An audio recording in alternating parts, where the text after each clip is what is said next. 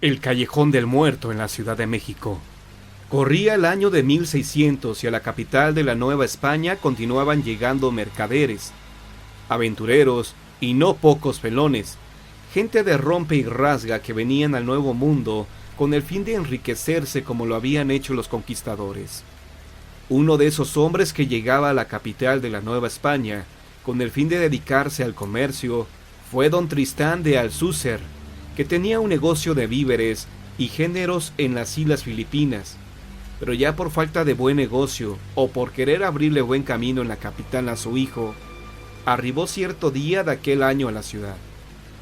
Después de recorrer algunos barrios de la antigua Tenochtitlán, don Tristán de Alcúcer se fue a radicar en una casa de medianía allá por el rumbo de Tlatelolco, y ahí mismo instaló su comercio que atendía con la ayuda de su hijo, el cual tenía el mismo nombre, un recio mocetón de buen talante y alegre carácter. Tenía este don Tristán de Alcúcer a un buen amigo y consejero, en la persona de su ilustrísima, el arzobispo don Fray García de Santa María Mendoza, quien solía visitarlo en su comercio para conversar de las cosas de las Filipinas y la tierra hispana, pues eran nacidos en el mismo pueblo. Ahí platicaban al sabor de un buen vino y de los relatos que de las islas del Pacífico contaba el comerciante.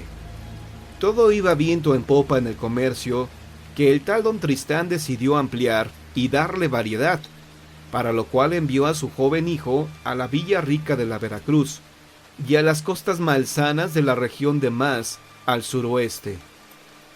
Quiso la mala suerte que enfermara a Tristán chico, y llegara a tal grado su enfermedad que se temió por su vida. Así lo dijeron los mensajeros que informaron a don Tristán que era imposible trasladar al enfermo en el estado en que se hallaba, y que sería cosa de medicinas adecuadas y de un milagro para que el joven enfermo se salvara.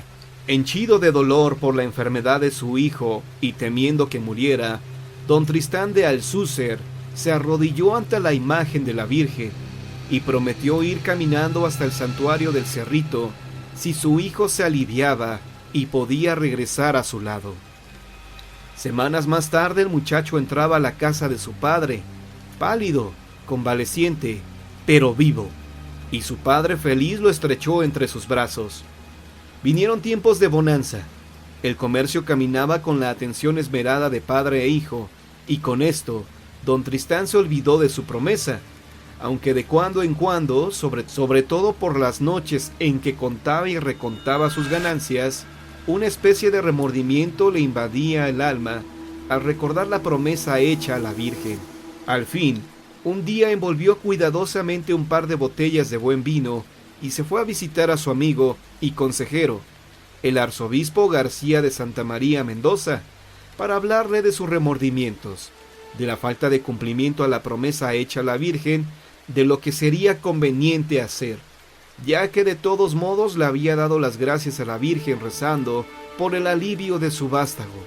«Bastará con eso», dijo el prelado.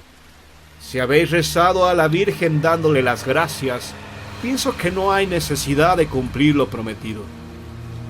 Don Tristán de Alcúcer salió de la casa arzobispal muy complacido. Volvió a su casa, al trabajo y al olvido de aquella promesa de la cual lo había relevado el arzobispo.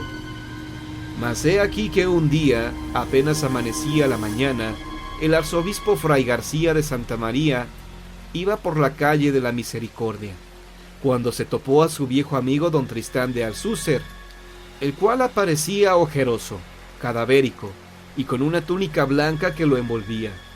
Caminaba rezando con una vela encendida en la mano derecha, mientras su enflaquecida siniestra descansaba sobre su pecho. El arzobispo le reconoció enseguida, y aunque estaba más pálido y delgado que la última vez que se habían visto, se acercó para preguntarle: «¿A dónde vais a estas horas, amigo Tristán Alcúcer?» «A cumplir con la promesa de ir a darle gracias a la Virgen», respondió con voz cascada, hueca y tenebrosa, el comerciante llegado de las Filipinas. No dijo más, y el prelado lo miró extrañado de pagar la manda. aun cuando él lo había relevado de tal obligación.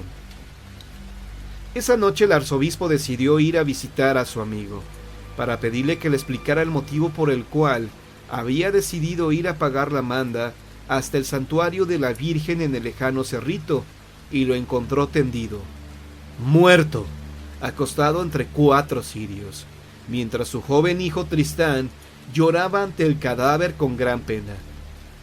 Con mucho asombro, el prelado vio que el sudario con que habían envuelto al muerto era idéntico al que le viera vestir esa mañana, y que la vela que sostenían sus agarrotados dedos también era la misma. «Mi padre murió al amanecer», dijo el hijo entre lloros y gemidos dolorosos. «Pero antes dijo que debía pagar no sé qué promesa a la Virgen. Oh, mi padre». Esto acabó de comprobar al arzobispo que don Tristán Alcúcer estaba muerto ya cuando dijo haberlo encontrado por la calle de la Misericordia. En el ánimo del prelado se prendió la duda, la culpa de que aquella alma hubiera vuelto al mundo para pagar una promesa que él le había dicho que no era necesario cumplir.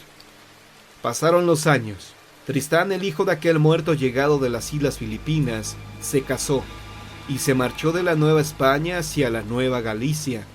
Pero el alma de su padre continuó hasta terminado el siglo deambulando con una vela encendida, cubierto con el sudario amarillento y carcomido. Desde aquel entonces el vulgo llamó la calle de esta historia el Callejón del Muerto. Es la misma que andando el tiempo fuera bautizada como calle República Dominicana. Aquí se respira el miedo.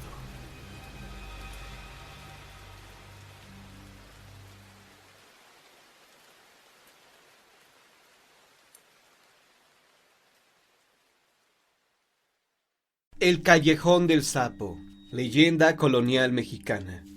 Existe en pleno centro de la Ciudad de México un callejón que se llama del Sapo. En la actualidad, este sitio está lleno de establecimientos comerciales, pero en los tiempos del virreinato pasaron ahí cosas tan espantosas que pocos se aventuraban a transitar por sus cercanías, aun cuando fuese a plena luz del día. Dice la leyenda que en ese callejón se estableció un rico mercader, el cual en poco tiempo construyó una gran casa con fachada de piedra y tezontle rojo, que era el estilo de la época. Una vez que tuvo la casa, el mercader pensó que debía llenarla con una numerosa familia y comenzó a buscar una novia para casarse. Sus ojos se fijaron en una joven criolla muy agraciada que conoció en un baile. La muchacha, hija única y por lo tanto heredera de la fortuna de otro mercader tan rico como él, era muy simpática y de carácter alegre. Cuando sonreía, se le hacían unos hoyuelos en las sonrosadas mejillas que iluminaban su rostro, como 2 pequeños soles. Sus ojos del color del mar se fijaron en el mercader y lo miraron con ternura. Ambos se enamoraron y el matrimonio se llevó a cabo en poco tiempo. Cuando la joven llegó a la casa del mercader ya como su esposa, éste la presentó con los sirvientes. Todos la recibieron muy bien, excepto una mestiza que estaba enamorada en secreto de su patrón y soñaba que un día podría casarse con él y ser la señora de tan lujosa casa. La joven señora escogió a la mestiza para que fuese su doncella personal. La mestiza, disimulando la envidia y los celos que su ama le provocaba, la servía con grandes atenciones e hipócritas sonrisas, hasta que se ganó su confianza. Los meses pasaron. El mercader y su esposa deseaban un heredero, pero el niño no llegaba. Un día, la joven señora le confió a su doncella lo triste que se sentía, pues quería tener un bebé y no sabía qué hacer para lograrlo. La perversa mestiza vio entonces la oportunidad de deshacerse de su ama. Le dijo que ella conocía una tisana milagrosa, la cual, si la bebía todas las noches antes de dormir, pronto haría que su anhelo se hiciera realidad. Y así comenzó a administrarle, en pequeñas dosis, hierbas venenosas. Pero las hierbas no le quitaron la vida a la joven, solo debilitaron su salud y le quitaron la alegría. De todos modos, pronto supo que al fin había logrado su sueño de tener un hijo, y esperó su llegada con ilusión. Cuando el niño nació, todo fue dolor y confusión dentro de la casa. Era un bebé enorme, con la cara parecida a la de un sapo. El mercader se horrorizó tanto que quiso matarlo, pero la mestiza le dijo que ella ayudaría a su madre a cuidarlo. Sin embargo, al poco tiempo la joven señora, por la tristeza y por el efecto de las hierbas venenosas, falleció.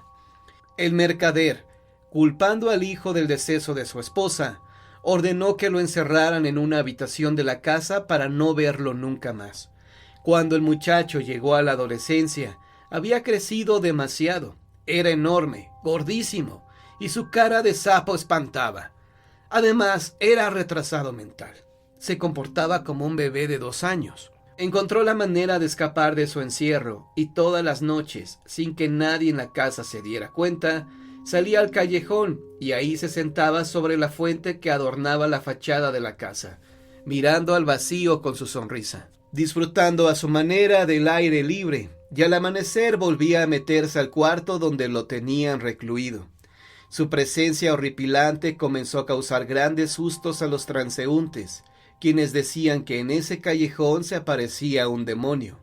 Una noche, varios caballeros que andaban de juerga, envalentonados por el vino, fueron al que ya la gente llamaba el Callejón del Sapo, y con sus dagas le arrancaron la vida a ese pobre ser, cuya única culpa era haber nacido con defectos físicos y mentales.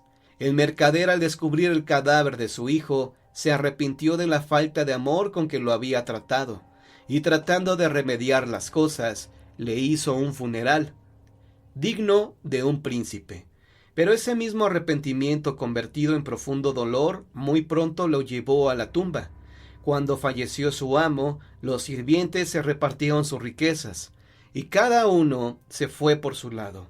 La casa quedó abandonada. A partir de aquellos trágicos sucesos, la gente que pasaba de noche por el callejón aseguraban que ahí, sentado sobre una fuente que existió adosada a la fachada de la casa, se aparecía el fantasma del pobre muchacho, aterrorizando a cuantos lo veían. Dicen algunos habitantes de la zona que pese al moderno alumbrado, a los automóviles y al ruido de la ciudad, todavía hoy algunos trasnochadores se han llegado a topar con la sombra del obeso fantasma, que desde ultratumba los contempla con sus ojos vacíos y su sonrisa inocente de bobo.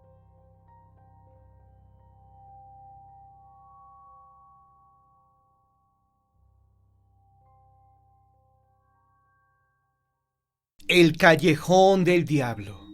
Hace muchos años, en la ciudad de Tlaxcala, había un callejón. Estaba ribeteado de árboles. Era solitario y lúgubre. Pocos lo transitaban por su aspecto, en especial durante la noche. Nadie se atrevía a pasar por su calzada al concluir las horas de luz. Una noche pasó un hombre por ahí. Lo hizo sin darse cuenta, porque llevaba unas copas encima, o tal vez con la intención de acortar camino hacia su casa.